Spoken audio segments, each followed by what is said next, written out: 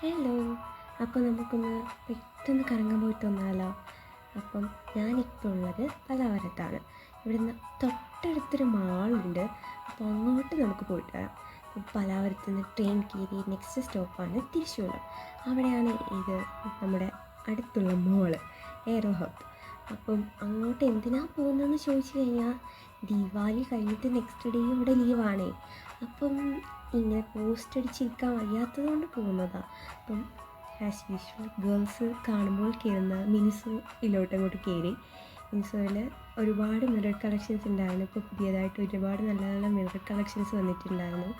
പിന്നെ അത് കഴിഞ്ഞ് കുഞ്ഞു കുഞ്ഞു കുറേ കാർഡ് ഹോൾഡേഴ്സ് പൗച്ചസ് ഉണ്ടായിരുന്നു, അല്ലാണ്ട് ക്ലച്ചസ് ഉണ്ടായിരുന്നു.